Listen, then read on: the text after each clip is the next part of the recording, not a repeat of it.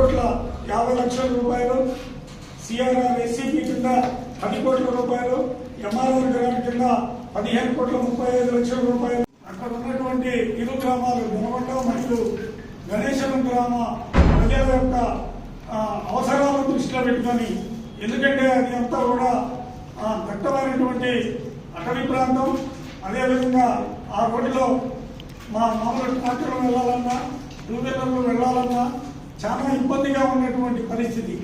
దాన్ని ₹5,30,00,000 ఆ రోడ్ని BT road వేయించినటువంటి ఘనత కూడా తుమ్మలనాగేశ్వరరావు గారి. దాన్ని ఈ రోజు వరకు కూడా ₹3 కోట్ల గణేశపురం నుండి దొనకొండ పోయే రోడ్డు గత నెల క్రితం బీటీ రోడ్డు కూడా వేయటం జరిగింది. దాన్ని కూడా మేము చెప్పుకోలేదు. అంతేకాకుండా ఎవరో చేసిన పనుల్ని చెప్పుకునేటువంటి అగత్యం మా మంత్రివర్యులు తుమ్మల గారికి లేదు. తుమ్మల గారి గురించి రాష్ట్ర వ్యాప్తంగా కానీ జిల్లా వ్యాప్తంగా కానీ ఎవరైనా కానీ తుమ్మల గారి అభివృద్ధి అంటే తుమ్మల గారిని చెప్పటంలో ఎక్కడా కూడా అతిశయోక్తి లేదు. అది సొంత పార్టీయే కాదు, అవతల ఉన్న పార్టీలు నాయకులు కూడా ఎన్నో సందర్భాల్లో తుమ్మల గారు చేసినటువంటి అభివృద్ధి గురించి తెలియజేయడం జరిగింది. ముఖ్యంగా సిద్దిపేటలో పామాయిల్ ఫ్యాక్టరీ గతంలో హరీష్ రావు గారు శంకుస్థాపన చేసి అది ఆగిపోయిన కాంగ్రెస్ ప్రభుత్వం వచ్చిన తర్వాత పూర్తి స్థాయిలో దాన్ని పామాయిల్ ఫ్యాక్టరీని నిర్మించి జాతికి అంకితం చేసినటువంటి చరిత్ర గౌరవ మంత్రివర్యులది. కాంగ్రెస్ ప్రభుత్వం వచ్చిన తర్వాత ఖమ్మం కార్పొరేషన్తో పాటు దాదాపు కార్పొరేషన్ మరియు మన రఘునాథపాలెం మండలానికి ₹3,000 కోట్ల పైన ఎన్నో అభివృద్ధి కార్యక్రమాలు చేస్తా ఉన్నారు. ముఖ్యంగా ఎంజీఎన్ఆర్ ఈజీఎస్ కింద ₹19 కోట్ల, అదేవిధంగా సిఆర్ఆర్ 2023-24 కింద ₹12,40,00,000.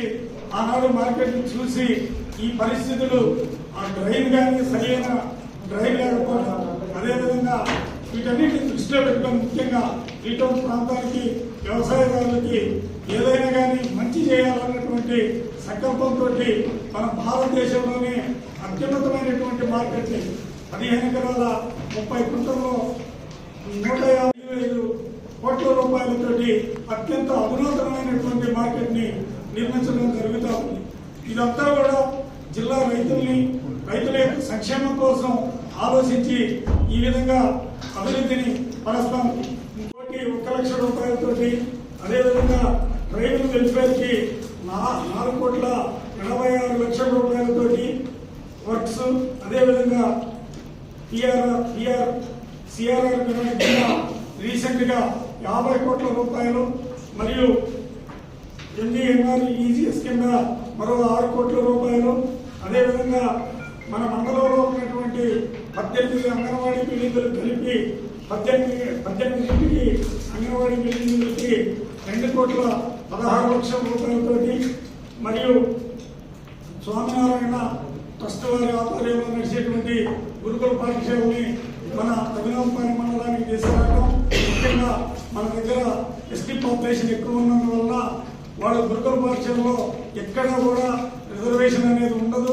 కానీ తుమ్మల గారు దాదాపు మన మండలంలో ఉన్నటువంటి గ్రామ పంచాయతీలు 37లో దాదాపు 22-23 ఎస్టీ పంచాయతీలు ఉండటం వల్ల ఎస్టీ పాపులేషన్ ఎక్కువ ఉండటంతో ఎస్టీలకి దాంట్లో కొంత పర్సెంటేజ్ వాళ్ళకి తప్పకుండా సీట్లు కేటాయించాలని వారి అనుమతి తీసుకొని మన దగ్గర శంకుస్థాపన చేసి అది కూడా వర్క్ జరుగుతూ ఉంది.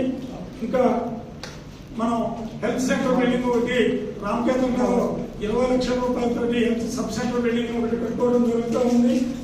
ఇవే కాకుండా గౌరవ సంఘానికి కాటమయ్య కిట్స్ కింద మన రఘునాథపాలెం మండలంలో 200 యూనిట్లు ఇచ్చినటువంటి ఘనత కూడా కాంగ్రెస్ పార్టీ తుమ్మలనాగేశ్వరరావు గారిని. అంతేకాకుండా ఇంటిగ్రేటెడ్ స్కూల్ కింద దాదాపు ₹250 కోట్ల ఇంటిగ్రేటెడ్ స్కూల్ని జనవరికి 50% కట్టడం కన్స్ట్రక్షన్ కూడా చేయడం జరుగుతూ ఉంది. త్వరలోనే స్థాయిలో చేసిన తర్వాత త్వరలోనే అందుబాటులోకి తీసుకురావడం జరుగుతూ ఉంది. ఈ విధంగా ఎన్నో అభివృద్ధి కార్యక్రమాలను నడుపుకుంటూ జిల్లా మొత్తాన్ని సమన్వయం చేసుకుంటూ మన ఖమ్మాన్ని దాదాపు మన రాష్ట్రంలో ఉన్నటువంటి 109 నియోజకవర్గాల్లో కూడా అభివృద్ధి పరుస్తూ అభివృద్ధిలో ముందుంచుతూ వ్యవసాయకంగా కానీ మరియు ఉపాధి కల్పించడంలో కానీ అన్ని విధాలుగా కాంగ్రెస్ ప్రభుత్వం ఎన్నో సంక్షేమ అభివృద్ధి కార్యక్రమాలు చేస్తా ఉంది. ఇవి కాకుండా ఇంకొక చిన్న విషయం, మన గౌరవ మంత్రివర్యులు మన ఇష్టమైనటువంటి వ్యవసాయానికి సంబంధించినటువంటి ఎన్నో అభివృద్ధి కార్యక్రమాలు చేసుకుంటూ ఖమ్మం జిల్లా రైతుల్ని దృష్టిలో పెట్టుకొని ఖమ్మానికి ఒక మార్కెట్ని అధునాతనమైనటువంటి మార్కెట్ని నిర్మించాలన్నటువంటి సంకల్పంతో గతంలో చిన్న అంటే ఆ రోజును బట్టి 1934లో ఏర్పడినటువంటి మార్కెట్ని దశల వారీగా ఆ రోజుల్లో పరిస్థితులు బట్టి ఒక క్రమ పద్ధతిలో లేకుండా షెడ్ కన్స్ట్రక్షన్ చేసుకోవడం చేసి వ్యాపార కార్యక్రమాలు నిర్వహించడం జరుగుతూ ఉంది.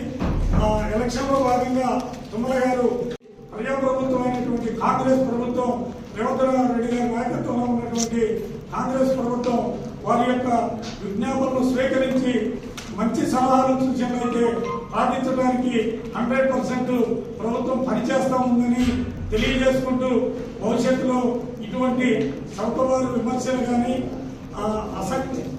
సౌకర్యాలు విమర్శలు చేసి వారి యొక్క ఉనికిని కానీ పరుగులు కానీ పోగొట్టుకోవద్దని మనం జనరల్గా ఒక వ్యక్తి మీద విమర్శ చేసేటప్పుడు ఆ వ్యక్తి యొక్క క్యారెక్టర్ కానీ ఆ వ్యక్తి యొక్క వ్యక్తిత్వం కానీ ప్రజలందరూ కూడా గతంలో లాగా మనం చెప్తే వినే పొజిషన్లో లేరు. వాళ్ళకి ఏది మంచి ఏది చెడు అనేది ప్రతి ఒక్కరూ కూడా ఈ రోజు తెలుసుకునేటువంటి పరిస్థితి ఉంది. కాబట్టి మనం ఏది చెప్పినా కానీ నమ్ముతారు. లేకపోతే 1-2 పత్రికలు కానీ పేపర్లు కానీ రాస్తున్నాయని వాటిని చూసి పైచాచిక ఆనందం పొందితే ఏ విధమైనటువంటి ఫలితం ఉండదని భవిష్యత్తులో కూడా ఇదే విధంగా ప్రతిపక్షాలు ఇటువంటి ఇటువంటి ధోరణిని కనపరిస్తే భవిష్యత్తులో కూడా నెక్స్ట్ కూడా రేవంత్ రెడ్డి గారి నాయకత్వంలో కాంగ్రెస్ పార్టీ తప్పకుండా గెలుస్తుందని తెలియజేసుకుంటూ పాత్రికేయ సోదరులందరికీ ఇక్కడికి ఇచ్చేసిన